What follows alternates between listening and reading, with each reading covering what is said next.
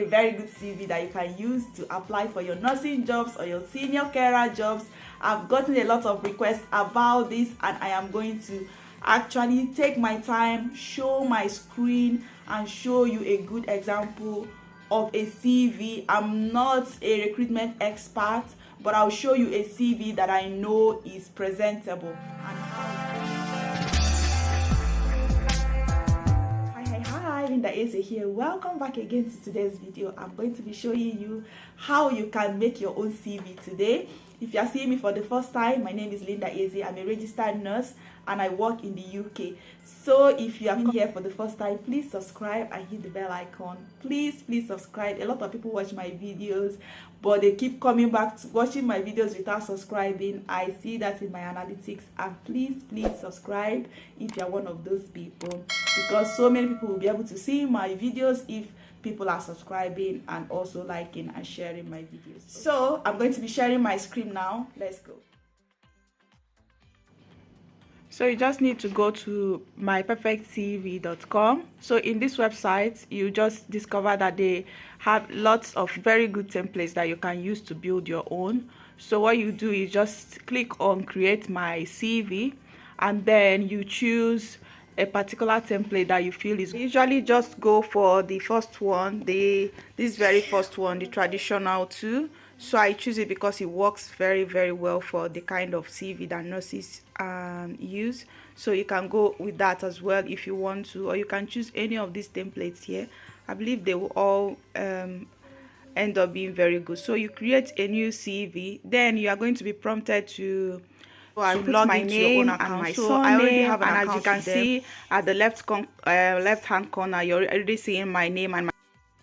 If you are prompted to log in, just go ahead and log in. I already have accounts, like I said, so I'll just continue to log in so that they'll make sure you are saving your work, and then you start following up all these other steps. Like I can see at the top of it, you are seeing CV, work history, education. So you just go step by step and add your skills and your education. They already have a pre-filled one, so you can also use that as we go along. You understand what I mean? So you just put what you're supposed to put, like the job title.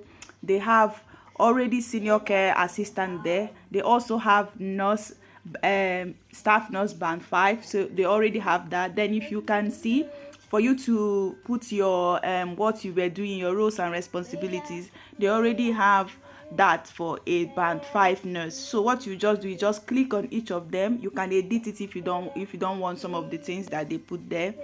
Then you go to the next one. You can also add another one. I can decide to choose senior carer this time around. So you see they also have a pre-filled roles and responsibilities of a senior carer. So you just choose from the right hand corner. You just choose some of those ones and fill up your CV. Then you go to the education part, and then you also fill in what you feel your education is. Just go through each of the steps. They already have like examples that you can choose from, and at the end of the day, you now, like you can see, even for the senior carers, you can see they also have pre-filled background that you can also choose. At the end of the day, this is what your CV is going to look like. I'm going to show you my one. I showed my CV in one of my videos. I will link it in my description below so you have a look. So this is my own CV. Just make sure you arrange everything. So when you are putting your work history, you put the role, the unit you worked, your key responsibilities. So the perfect CV will not allow you to download the CV without paying. So but it's good to prepare it with my perfect CV. Then you can now maybe copy from there, like some of those things that they suggested. You can use it to make up your own in Microsoft Word. Okay, so you also have a look at my one. What I want you to get for my own is just the headings. You know, the headings. If you're a nurse, it's good for you to include all these things that is where you worked and what you did, the units that you worked. They are also very important in a nursing or senior carer. So as you can see, if you arrange your CVs in this particular order, it is going to be very, very clear and concise, that every employee, anybody that just look at the CV will see everything that they need to see. Okay, so make it as concise and let it have important information there, so that when someone sees your CV, they will have very limited questions to ask you. So I believe having it in this particular order is very, very helpful and very, very good. However, since I got my own CV to be in this process, I rarely see anybody ask me a lot of questions at the end, and I've always improved on that. It did that. One thing you can do is, when you finish your CV, give it to someone to have a look. Let someone else see, because sometimes the typographical errors, the simple edits can actually make a whole lot of difference. Sometimes you're looking at the document for a very long time, so you may not even see some of those little things. So have someone look at your CV, okay, and then always improve on that. Like when you get feedbacks from the employers, then you now know what to add in your CV as well. Another thing is about references. Make sure you add people that are always willing to respond, not just respond, but to respond when you need them to. People that read their emails, so that when they receive such emails, they can respond to them as fast as possible. Don't have people that you cannot reach or people that you cannot approach for references. Let it be people that are willing to help you, people that are willing to write something that is very good for you. I remember using one of my lecturers those days, that I know this lecturer, even though I was using her because she works in my department and everything, but she's someone that takes her time before she sees the email and everything. So when I was applying for schools and everything those days, I know how difficult it is to get to her to reply emails and everything. So later I had to change. I had to put someone that I know is willing to always respond to those emails as fast as possible. So be wise when you're choosing your referees.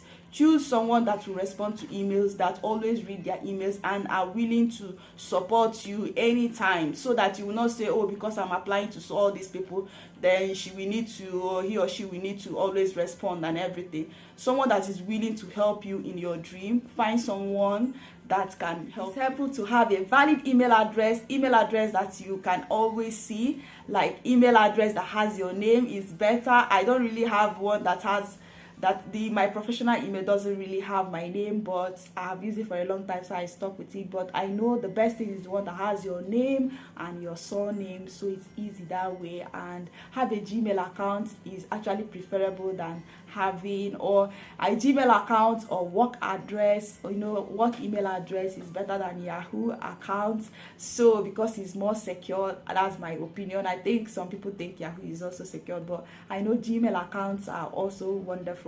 So consider using a Gmail account. If you don't have a very good email account, you can actually make a new one. It's easy to come up with a new email address. So have an email address that has your name and your surname. Very, very important. Very, very good. If the name is taken, you can put a number like 188, like that, so that it will remain your name. Okay, I have some common questions that people ask me about whether they should include some of the things that they should include. So if you're a nurse, it is helpful for you to include, like if you're already in the process of your NMC registration, whether you have passed your CBT, whether you have written IELTS in the past, you can include your best results. They are also very important. When you see a particular job and you see the job description and what they are expecting from that, then you will now know what to put in your skills section. Like if you were a nurse and you were working in medical surgical ward for instance, and you know that this particular role that was advertised, they are saying they need somebody that take initiative, somebody that can take charge of the ward, somebody that can teach new graduates. Then you can also include it in your CV and say, oh, I used to take charge looking after other patients, coaching new nurses, you include. So it gives you, normally the jobs that they post normally gives you an idea of the kind of people they are looking for. So if you have some of those traits, you find a way to include it in your roles and responsibilities in your CV. So those are the little things that you can do to increase your chances. Like when you say, if they say, oh, we need somebody that can be coaching people, that can be looking after new taking the lead or something like that, then you find a way to include leadership maybe in your skills or communication, or if you have worked with people from different cultural backgrounds, you can include all of that if you have seen that the job description also wants people like that. So when they look at your CV, they'll say, oh, this is the kind of person that we want to recruit. You see. Thank you very much for watching. Remember to subscribe and share with someone that needs this information. I really appreciate you for staying to the end of this video, and for your feedbacks and for your testimonies and for everything that is happening around you. Thank you so much for your support. I really appreciate it, and I wish you the very best. Bye.